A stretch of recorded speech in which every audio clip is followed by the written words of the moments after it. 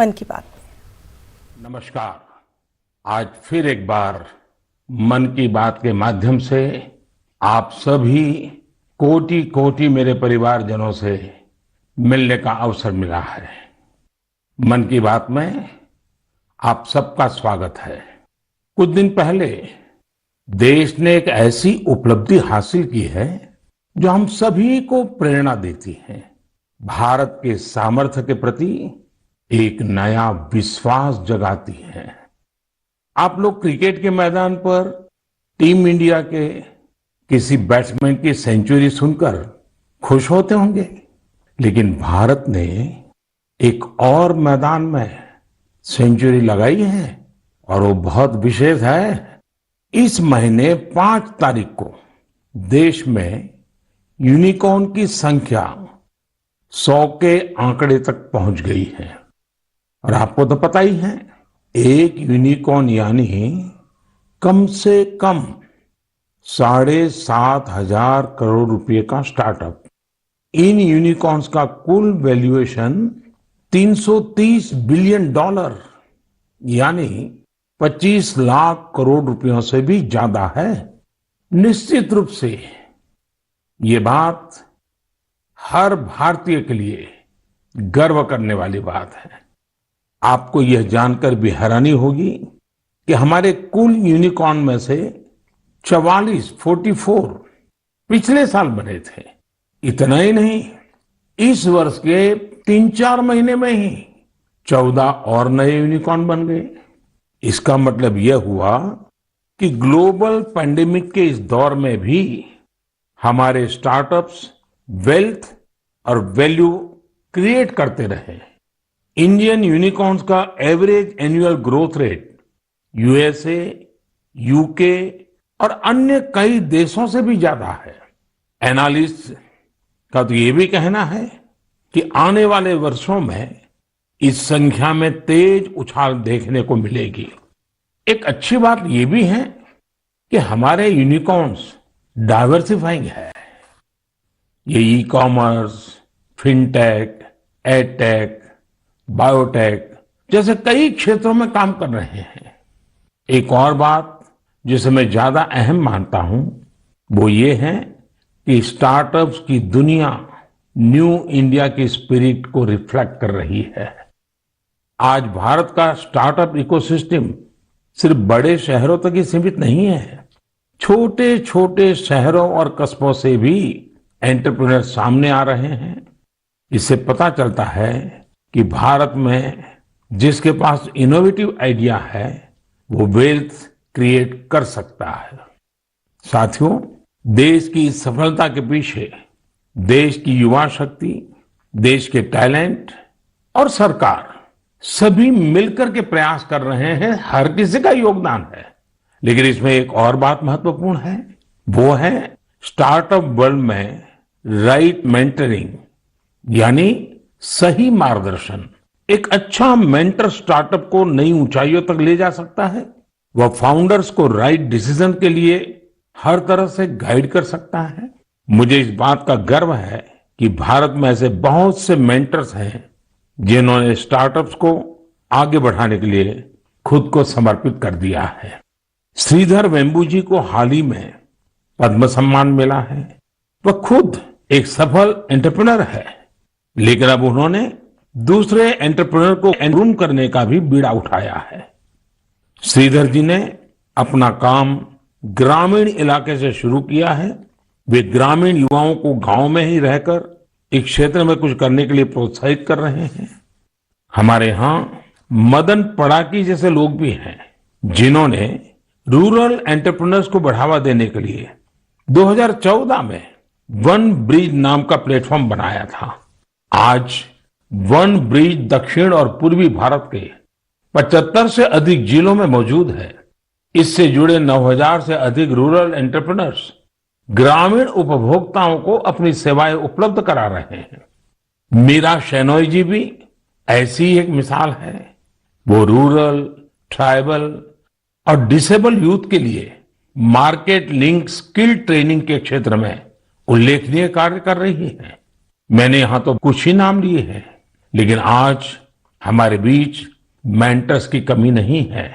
हमारे लिए यह बहुत प्रसन्नता की बात है कि स्टार्टअप्स के लिए आज देश में एक पूरा सपोर्ट सिस्टम तैयार हो रहा है।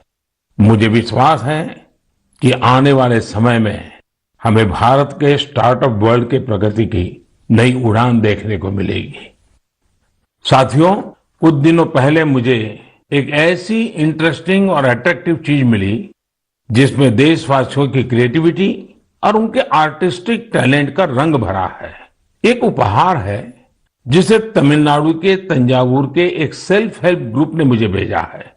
इस उपहार में भारतीयता की सुगंध है और मातृशक्ति के आशीर्वाद। मुझ पर उनके स्नेह की भी झलक है।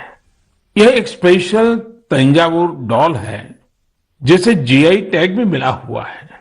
मैं तंजावुर सेल्फ हेल्प ग्रुप को विशेष धन्यवाद देता हूं कि उन्होंने मुझे स्थानीय संस्कृति में रचे बसे इस उपहार को भेजा। वैसे साथियों, ये तंजावुर डॉल जितनी खूबसूरत होती है उतनी ही खूबसूरती से ये महिला सशक्तिकरण की नई गाथा भी लिख रही है। तंजावुर में महिलाओं के सेल्फ हेल्प ग्रुप्स के स्टोर और कियोस्क भी खुल रहे हैं। इसकी वजह से कितने ही गरीब परिवारों की जिंदगी बदल गई है।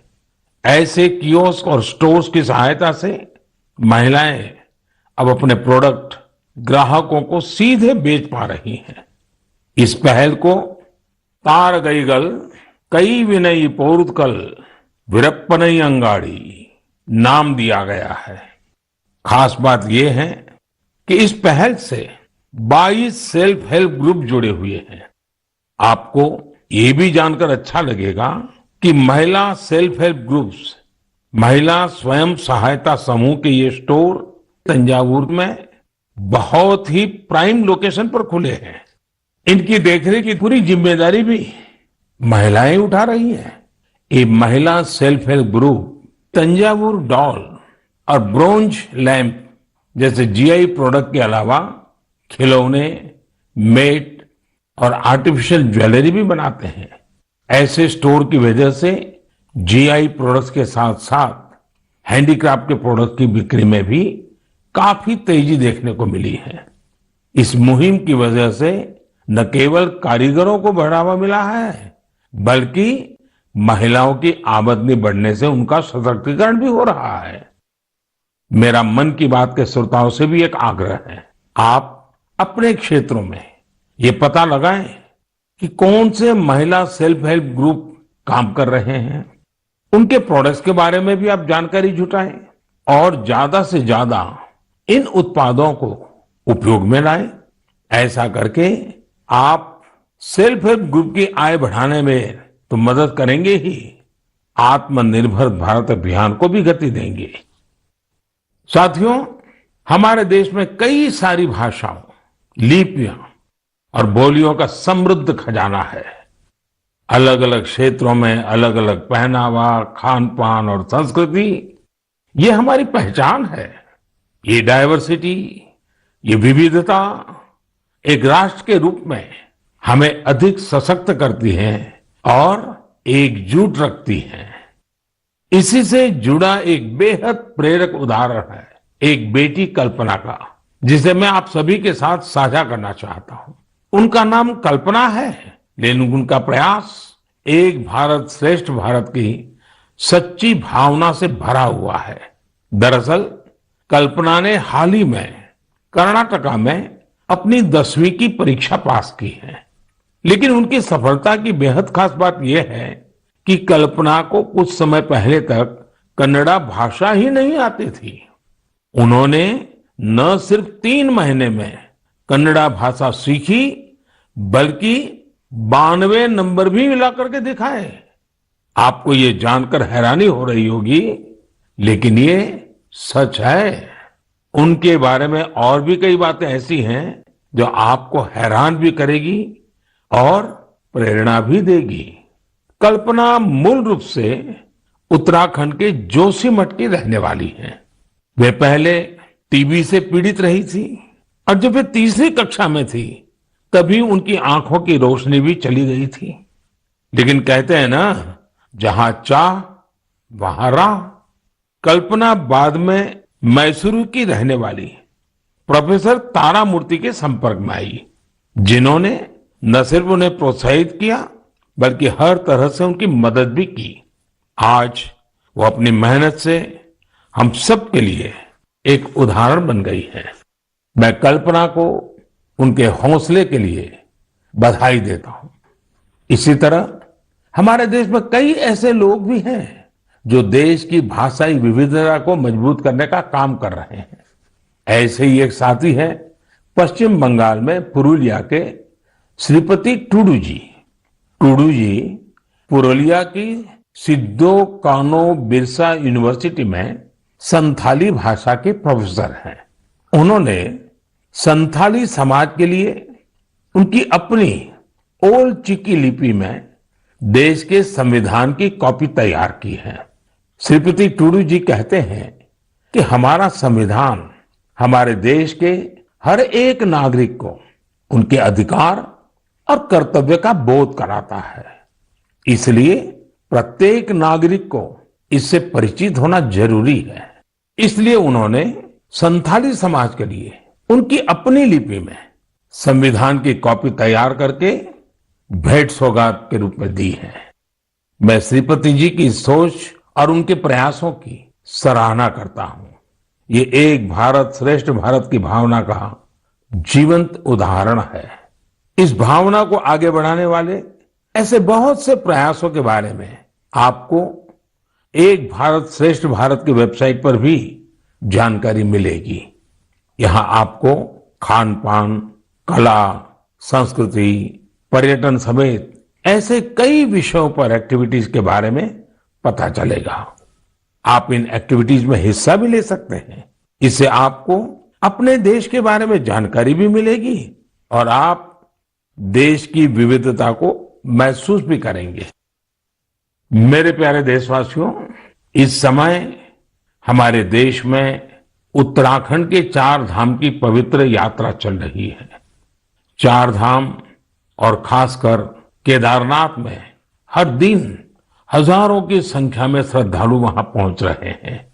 लोग अपनी 4 धाम यात्रा के सुखद अनुभव शेयर कर रहे हैं। लेकिन मैंने ये भी देखा कि श्रद्धालु केदारनाथ में कुछ यात्रियों द्वारा फैलाई जा रही गंदगी की वजह से बहुत दुखी भी है। सोशल मीडिया पर भी कई लोगों ने अपनी बात रखी है। हम पवित्र यात्रा में जाएं और वहां गंदगी का ढेर हो, ये ठीक नहीं। लेकिन साथियों, इन शिकायतों के बीच कई अच्छी तस्वीरें भी देखने को मिल रही हैं। जहां श्रद्धा है वहां सृजन और सकारात्मकता भी है। कई श्रद्धालु ऐसे भी हैं जो बाबा केदार के धाम में दर्शन पूजन के साथ साथ स्वच्छता की साधना भी कर रहे हैं। कोई अपने ठहरने के स्थान के पास सफाई कर रहा है, तो कोई यात्रा मार्ग से कूड़ा कचरा साफ कर रहा है। स्वच्छ भारत अभियान की टीम के साथ मिलकर कई संस्थाएं और स्वयंसेवी संगठन भी वहां काम कर रहे हैं। साथियों, हमारे यहां जैसे तीर्थ यात्रा का महत्व होता है, वैसे ही तीर्थ सेवा का भी महत्व बताया गया है। और मैं तो ये भी कहूंगा, तीर्थ सेवा के बिना तीर्थ यात्रा भी अधूरी है। देवभूमि उत्तराखंड में से कितने ही लोग हैं जो स्वच्छता और सेवा की इस साधना में लगे हुए हैं। रुद्रप्रयाग के रहने वाले श्रीमान मनोज बैंजवाल जी से भी आपको बहुत प्रेरणा मिलेगी। मनोज जी ने पिछले 25 वर्षों से पर्यावरण की देखरेख का बीड़ा उठा रखा है। वो स्वच्छता की मुहिम चलाने के साथ ही पवित्र स्थलों को प्लास्टिक मुक्त करने में भी जुटे रहते हैं। वहीं गुप्त काशी में रहने वाले सुरेंद्र बगवाड़ी जी ने भी स्वच्छता को अपना जीवन मंत्र बना लिया है। वो गुप्त काशी में नियमित रूप से सफाई कार्यक्रम चलाते हैं और मुझे पता चला है इस अभियान का नाम भी उन्होंने मन की बात रख लिया है।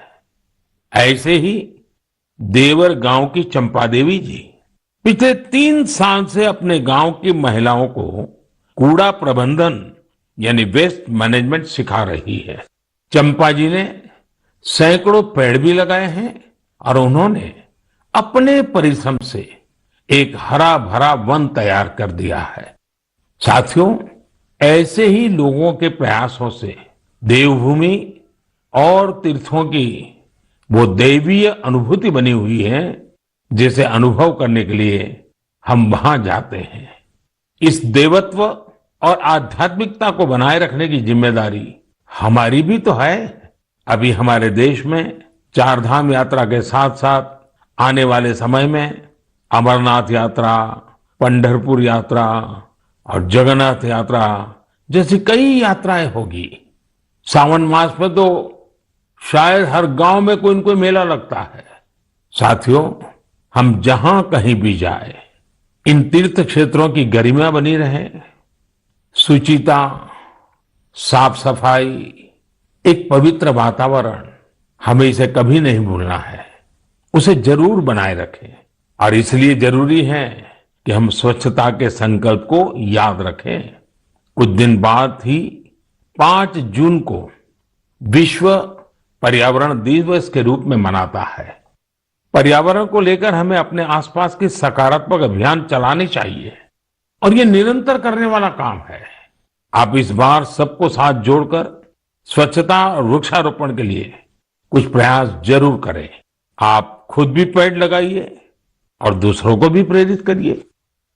मेरे प्यारे देशवासियों, अगले महीने 21 जून को हम 8वां अंतर्राष्ट्रीय योग दिवस मनाने वाले हैं। इस बार योग दिवस की थीम है योगा फॉर ह्यूमैनिटी। मैं आप सभी से योग दिवस को बहुत ही उत्साह के साथ मनाने का आग्रह करूंगा।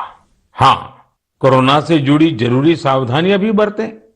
वैसे अब तो पूरी दुनिया में कोरोना को लेकर हालत पहले से कुछ बेहतर लग रहे हैं। अधिक से अधिक वैक्सीनेशन कवरेज की वजह से अब लोग पहले से कहीं ज्यादा बाहर भी निकल रहे हैं।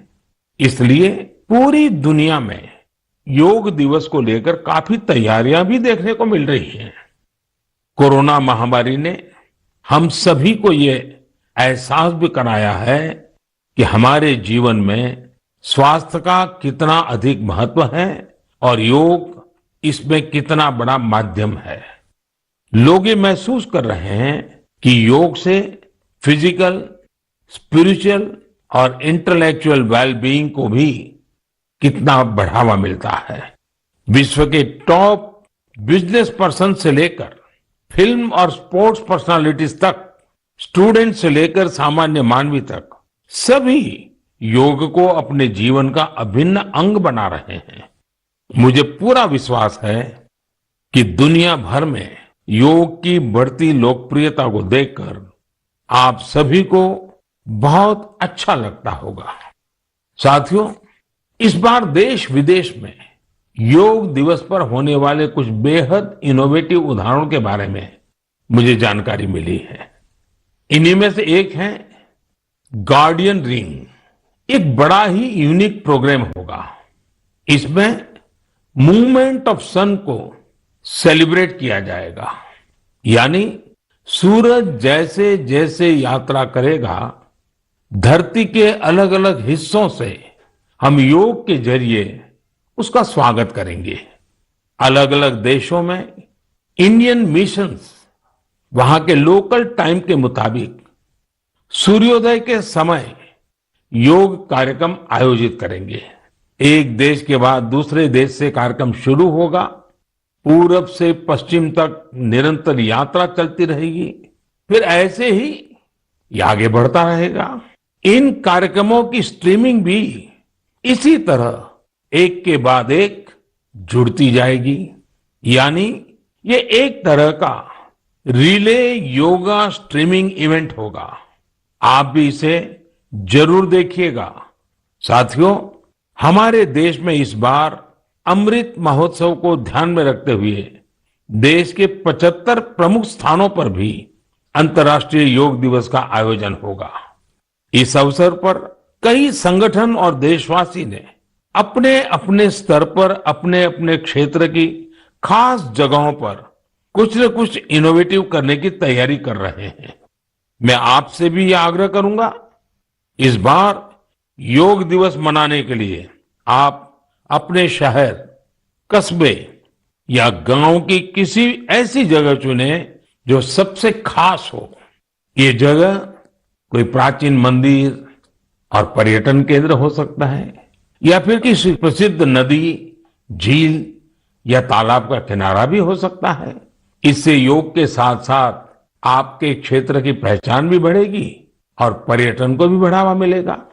इस समय योग दिवस को लेकर 100 डे काउंटडाउन भी जारी है, या यूं कहें कि निजी और सामाजिक प्रयासों से जुड़े कार्यक्रम 3 महीने पहले ही शुरू हो चुके हैं। जैसा कि दिल्ली में 100वें दिन और 75वें दिन के काउंटडाउन प्रोग्राम्स हुए हैं, वहीं असम के शिवसागर में 50वें और हैदराबाद में 25वें काउंटडाउन इवेंट आयोजित किए गए। मैं चाहूंगा कि आप भी अपने यहां अभी से योग दिवस की तैयारियां शुरू कर दीजिए।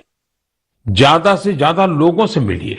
हर किसी को योग दिवस के कार्यक्रम में जुड़ने के लिए आग्रह कीजिए, प्रेरित कीजिए। मुझे पूरा भरोसा है कि आप सभी योग दिवस में बढ़ चढ़कर हिस्सा लेंगे, साथ ही योग को अपने दैनिक जीवन में भी अपनाएंगे।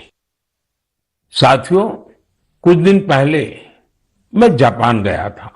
अपने कई कार्यक्रमों के बीच मुझे कुछ शानदार शख्सियतों से मिलने का मौका मिला।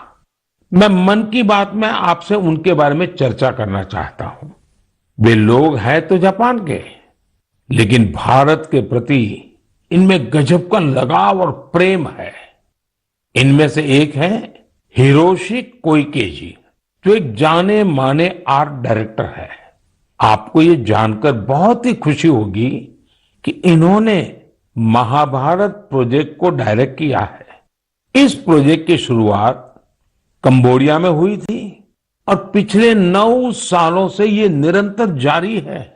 हिरोशी कोइके जी हर काम बहुत ही अलग तरीके से करते हैं। वे हर साल एशिया के किसी देश की यात्रा करते हैं और वहां लोकल आर्टिस्ट और म्यूजिशियंस के साथ महाभारत के कुछ हिस्सों को प्रोड्यूस करते हैं। इस प्रोजेक्ट के माध्यम से उन्होंने इंडिया, कंबोडिया और इंडोनेशिया सहित 9 देशों में प्रोडक्शन किए हैं और स्टेज परफॉर्मेंस भी दी है। हिरोशी कोइके जी उन कलाकारों को एक साथ लाते हैं जिनका क्लासिकल और ट्रेडिशनल एशियन परफॉर्मिंग आर्ट्स में डाइवर्स बैकग्राउंड रहा है। इस वजह से उनके काम में विविध रंग देखने को मिलते हैं। इंडोनेशिया, थाईलैंड, मलेशिया और जापान के परफॉर्मर्स जावा नृत्य, बाली नृत्य, थाई नृत्य के जरिए इसे और आकर्षक बना देते हैं। खास बात यह है कि इसमें प्रत्येक परफॉर्मर अपनी ही मातृभाषा में बोलता है और कोरियोग्राफी बहुत ही खूबसूरती से इस विविधता को प्रदर्शित करती है। और म्यूजिक की डाइवर्सिटी इस प्रोडक्शन को और जीवंत बना देती है।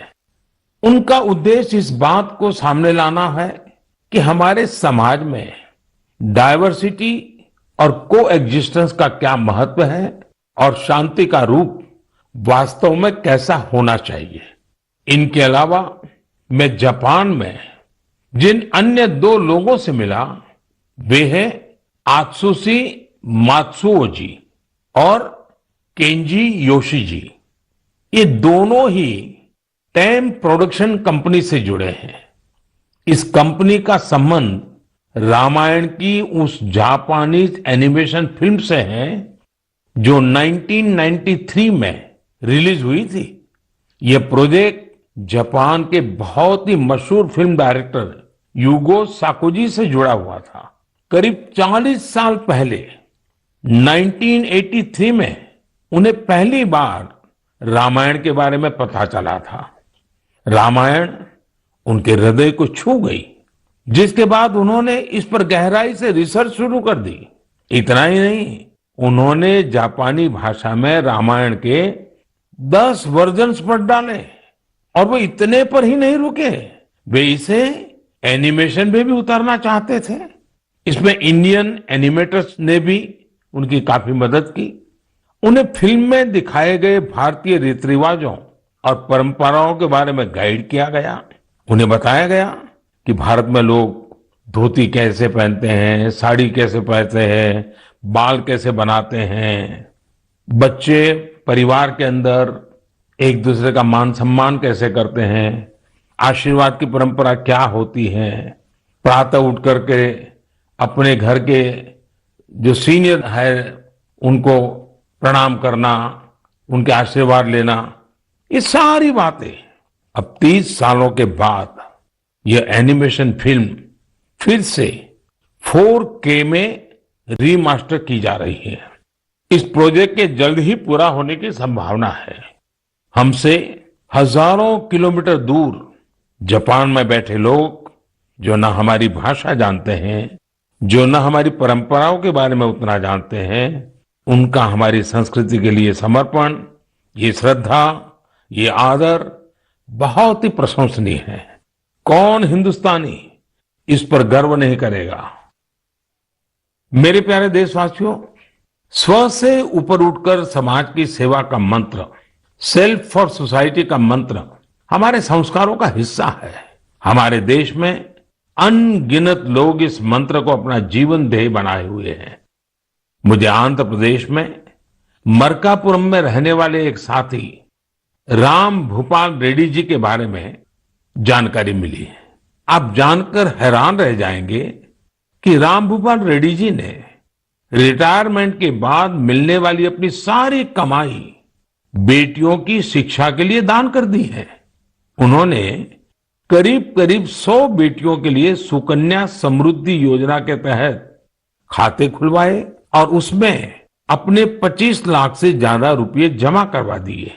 ऐसे ही सेवा का एक और उदाहरण यूपी में आगरा के कचौरे गांव का है। काफी साल से इस गांव में मीठे पानी की किल्लत थी। इस बीच गांव के एक किसान कुंवर सिंह को गांव से 6-7 किलोमीटर दूर अपने खेत में मीठा पानी मिल गया। ये उनके लिए बहुत खुशी की बात थी। उन्होंने सोचा क्यों न इस पानी से बाकी सभी गांववासियों की भी सेवा की जाए। लेकिन खेत से गांव तक पानी ले जाने के लिए 30-32 लाख रुपए चाहिए थे। कुछ समय बाद कुंवर सिंह के छोटे भाई श्याम सिंह सेना से रिटायर होकर गांव आए तो उन्हें ये बात पता चली। उन्होंने रिटायरमेंट पर मिली अपनी सारी धनराशि इस काम के लिए सौंप दी और खेत से गांव तक पाइपलाइन बिछाकर गांव वालों के लिए मीठा पानी पहुंचाया। अगर लगन हो, अपने कर्तव्यों के प्रति गंभीरता हो, तो एक व्यक्ति भी कैसे पूरे समाज का भविष्य बदल सकता है, ये प्रयास इसकी बड़ी प्रेरणा है।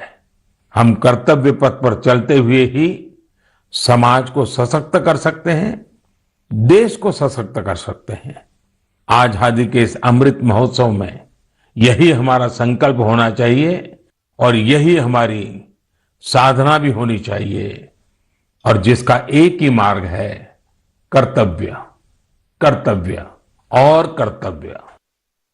मेरे प्यारे देशवासियों, आज मन की बात में हमने समाज से जुड़े कई महत्वपूर्ण विषयों पर चर्चा की। आप सब अलग अलग विषयों से जुड़े महत्वपूर्ण सुझाव मुझे भेजते हैं और उन्हीं के आधार पर हमारी चर्चा आगे बढ़ती है। मन की बात के अगले संस्करण के लिए अपने सुझाव भेजना भी मत भूलिएगा। इस समय आजादी के अमृत महोत्सव से जुड़े जो कार्यक्रम चल रहे हैं, जिन आयोजन में आप शामिल हो रहे हैं, उनके बारे में भी मुझे जरूर बताइए। नमो ऐप और माय गॉव पर मुझे आपके सुझावों का इंतजार रहेगा। अगली बार हम एक बार फिर मिलेंगे, फिर से देशवासियों से जुड़े ऐसे ही विषयों पर बातें करेंगे। आप अपना ख्याल रखिए और अपने आसपास सभी जीव जंतुओं का भी ख्याल रखिए। गर्मियों के इस मौसम में आप पशु पक्षियों के लिए खाना पानी देने का अपना मानवीय दायित्व भी निभाते रहें। ये जरूर याद रखिएगा। तब तक के लिए बहुत बहुत धन्यवाद। इस न्यूज हेडलाइंस के प्रायोजक पेट सफा